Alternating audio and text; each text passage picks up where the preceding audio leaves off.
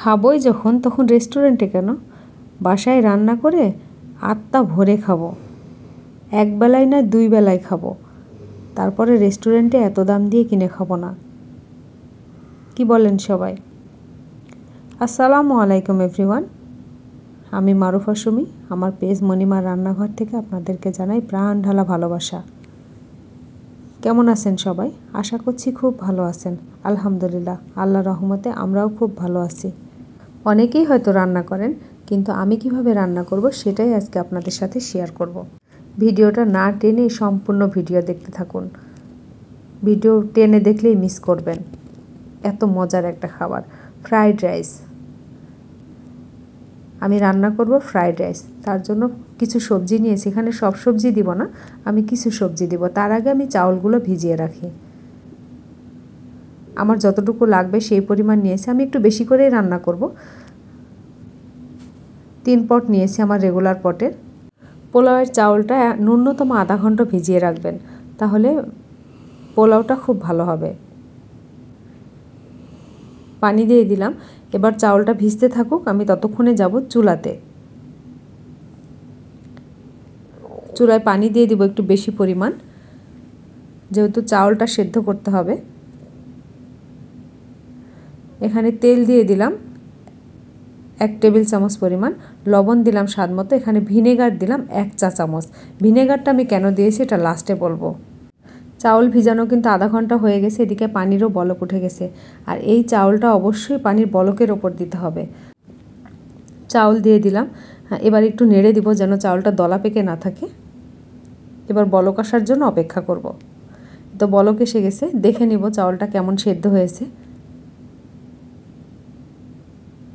একদম গলানো সেদ্ধ করা যাবে না, একটু শক্ত রাখতে হবে। ওটা তো পরবর্তী সময় আবার ফ্রাইড হবে। চাউল সেদ্ধ হয়ে গেছে। এবার একটা ঝুড়ির মধ্যে আমি ঢেলে নিলাম। ঠান্ডা পানি দিয়ে দিব যেন চাউলের সাথে যে মাড় আছে সে মাড়টা চলে যাবে। আর এই মাড়টা থাকলে ভাতটা কিন্তু একটু দলা দলা হয়ে থাকবে, সেই জন্য মাড়টাকে একদম বের করে দিতে হবে। আর যদি সম্ভব হয় আপনারা চাউলটা আগের দিন সেদ্ধ করে নর্মাল ফ্রিজে রেখে দিবেন ঝরঝরা করে, তাহলে ভালো হবে। চাউলের পানিটা ঝরতে থাকুক। এখানে পরিমাণ মতো তেল দিয়ে দিলাম কড়াইয়ের মধ্যে। একটু বড় সাইজ কড়াই নেবেন, তাহলে ফ্রাইড রাইসটা নেড়ে আরাম পাবেন। আর এখানে বাটার দিয়ে দিচ্ছি। বাটার দিলে ফ্রাইড রাইসের স্বাদটা অনেক ভালো হয়। আর বাটার যদি না থাকে তাহলে সাদা তেল দিয়েই করবেন, সেটাতেই ভালো হবে। আর বাটারের ওপরে আদা কুচি দিয়ে দিলাম। আদা কুচিটার খুব ভালো ফ্লেভার আসে। পেঁয়াজ কুচি দিয়ে দিলাম। এবার মুরগির বুকের মাংস কিছু রেখে দিয়েছিলাম, পাতলা করে স্লাইস করে কেটে রাখছি, সেটা দিয়ে দিলাম। গোলমরিচের গুঁড়া দিলাম, লবণ দিলাম স্বাদ মতো, সয়া সস দিলাম সামান্য পরিমাণ। আপনারা যদি পারেন তাহলে লাইট সয়া সস দেবেন। আমার এটা ডার্ক সয়া সস, আমি এখানে পাইনি লাইটটা। গাজর দিয়ে দিলাম, তাহলে গাজর আর মাংসটা একসাথে সেদ্ধ হয়ে যাবে। একটু ঢাকনা দিয়ে ঢেকে রাখলাম। মাঝে মাঝে একটু নেড়ে দিব। এর মধ্যে কিন্তু মাংসটা কিন্তু প্রায় সেদ্ধ হয়ে গেছে। এখন দিয়ে দিলাম ফুলকপি আর সিম। এখানে খুব বেশি সবজি ব্যবহার করব না। এগুলো একটু ভাজা ভাজা হয়ে গেলে আমি এবার ক্যাপসিকাম দিয়ে দিলাম। ক্যাপসিকামটা একটু নরম হবে। আমার ক্যাপসিকাম ভাজা হয়ে গেছে। এবার মটরশুঁটি আরও কিছু ক্যাপসিকাম আমি দিয়ে দিলাম। মটরশুঁটিটা সবসময় লাস্টে দিবেন, তাহলে মটরশুঁটির কালারটা খুব ভালো থাকবে, চুপসে যাবে না। আর দেখুন পোলাওটা কি সুন্দর ঝরঝরা হয়েছে। এরকম ঝরঝরা হবে একদম, তা নাহলে কিন্তু ফ্রাইড রাইস একদম ভালো হবে না, আঠালো হয়ে যাবে, তখন ফ্রাইড রাইস খেতে ভালো লাগবে না।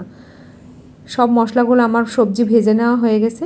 এবার চাউল দিয়ে দিলাম, দিয়ে খুব ভালো করে নেড়েচেড়ে মিশিয়ে নিব।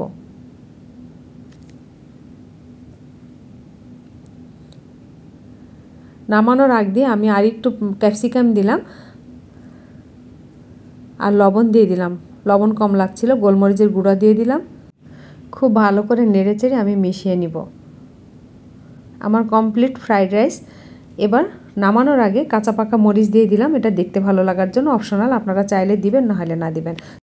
গরম অবস্থাতে এই বাটিতে চেপে ফ্রাইড রাইসটা বেড়ে রাখছিলাম, দিয়ে ঢাকনা দিয়ে ঢেকে রেখেছি। তারপরে পুডিং ঢালার মতো করে ঢেলে নিয়েছি। চিকেন ফ্রাই করেছি, চাইনিজ সবজি করেছি আর সালাদ করেছি। এই সালাদটা একটু স্পেশাল। কিসের সালাদ করেছি আপনারা বলবেন। চিকেন ফ্রাই, চাইনিজ সবজি রেসিপি আমার চ্যানেলে দেওয়া আছে, আপনারা চাইলে দেখে নিতে পারেন। দেখুন কি লোভনীয় লাগছে। এখন বলবেন, আপনারাই বিচার করবেন, রেস্টুরেন্ট ভালো না বাসা ভালো। বাসাকেই যদি রেস্টুরেন্টের স্বাদ তৈরি করতে পারি, এর চেয়ে ভালো কিছু আর আছে? প্রিয়জনদের সুন্দর সুন্দর করে খাবার তৈরি করে উপহার দিবেন, ওরা খুশি হয়ে যাবে, আপনিও ভালো থাকবেন। আমার তো ভীষণ ভালো লাগে প্রিয়জনদের খুব মজার মজার খাবার উপহার দিতে। আমার এই রেসিপি যদি আপনাদের ভালো লেগে থাকে তাহলে ইউটিউব থেকে দেখলে সাবস্ক্রাইব করবেন, বেল আইকন টিপে রাখবেন, ফেসবুক থেকে দেখলে ফলো দিয়ে রাখবেন। তাহলে নতুন রেসিপি আপলোড করার সঙ্গে সঙ্গে আপনারা নোটিফিকেশন পেয়ে যাবেন সবার আগে। আর সেদ্ধর সময় যে ভিনেগার আর তেল দিয়েছি সেটা হচ্ছে পোলাওটাকে আপনার একদম ঝরঝরা রাখবে, একদম আঠালো হবে না। একটার গায়ে আরেকটা লেগে যাবে না তেলের কারণে, আর ভিনেগারের কারণে এটা শক্ত হয়ে থাকবে, চাউলটা একদম গলে যাবে না। ভিনেগারের পরিবর্তে লেবুও দিতে পারেন। আজকে এই পর্যন্তই। আল্লাহ হাফেজ।